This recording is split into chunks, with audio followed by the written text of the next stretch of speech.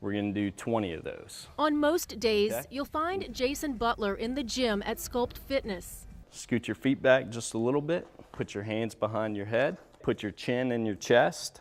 Numbers really aren't important. Let's feel a burn. Motivating others to transform their bodies. Put one riser on each side. You're gonna step up, raise your knee, and curl. I try to give people what I gave to myself, like that feeling whenever you change your body and get it to start looking the way you've always wanted to look and start getting pounds off that you've never been able to get off before. It helps tighten and tone the upper arm. At Helps get rid of 29, that he looks to be in tip-top shape.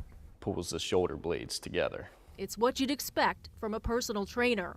Down, stop, and then back up. Feel the Our difference? clients love him. Once someone walks in the door, they come back. They come back. The comeback is something Jason has mastered. The best way I motivate people is just by being here, by showing up every day. What I want you to do is keep your elbows out and pull your palms to your forehead, just His like passion this. for muscles developed Back while and he was forth. just a scrawny Just kid. like that. I got picked on a lot, and so I was tired of that happening. He blossomed after high school, lifting weights, and by the time he was 18, he was ripped and getting noticed. That year, Jason took home 3 trophies, placing first in his division at the Louisiana State Bodybuilding Championships. With bodybuilding, you have to, it's kind of like an art almost. You have to know how to show your body the right kind of way.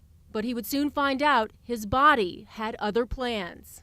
I thought it was just nerves, like, you know, whenever you get nervous and you have to go to the bathroom, like, that's kind of what I thought it was, except I would have blood coming out, and I'm like, man, something's not right with this. I couldn't be more than 10 feet away from a toilet. I had to have that security. In late 2003, doctors diagnosed Jason with ulcerative colitis, a form of inflammatory bowel disease that affects less than 1% of the population in the U.S.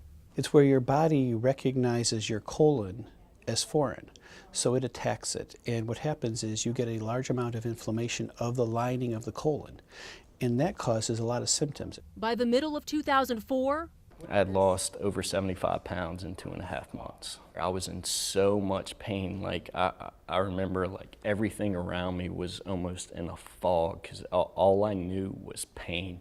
They had me doped up on so much medicine and nothing helped. But the disease was out of control, and it was making him sicker and sicker and sicker, and really we had no choice but to operate on him at that point.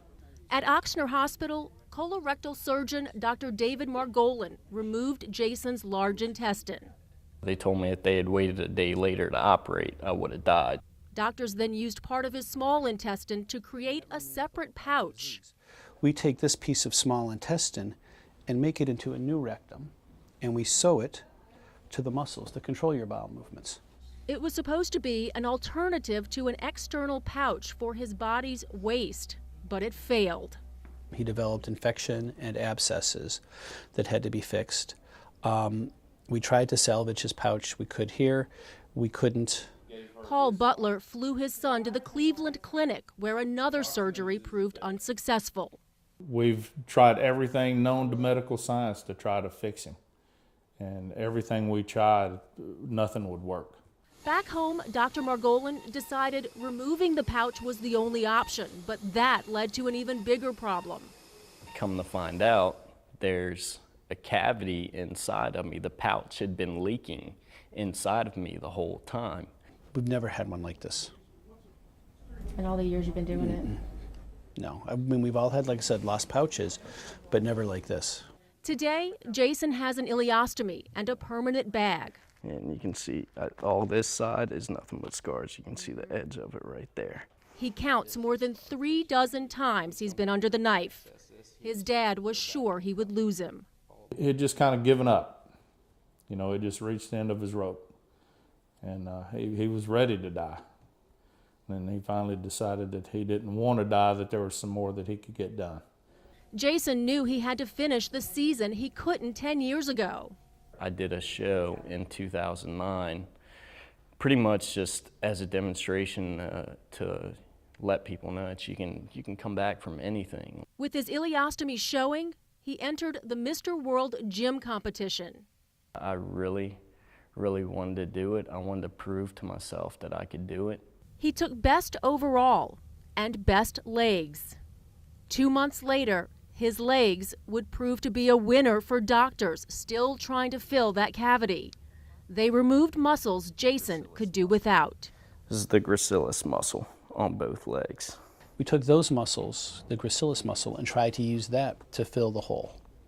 We were able to get the hole smaller, but it took a long time for it to finally close. This has been a long, long course, and there were times I didn't think we were going to get to this point. Physically, emotionally, and all. And I'm glad he has. I don't have to do a bunch of crazy stuff, flipping tires and pulling sleds to get your heart rate up. Today, his prognosis is good for a long, healthy life, although he now does something you don't expect from a personal trainer. You smoke an e-cigarette. Yes, And you do it while you're training. yes. What is that about? I actually started smoking when I was in one of those really bad times between surgeries, and I was like, you know what, I'm dying anyway. I guess I kind of used it as a stress reliever. An oddity for someone who beat the odds. Just grab the bar, bring your elbows to your side. Jason calls it another challenge for another day You see all that right there? Look right there when you go down. as he continues to help others get their bodies and minds in the best shape of their lives. No matter what you're dealing with, you can still do whatever you want to do with your life. You know, you just have to accept your limits and push past them. You know, I mean, there's nothing in life worth giving up over.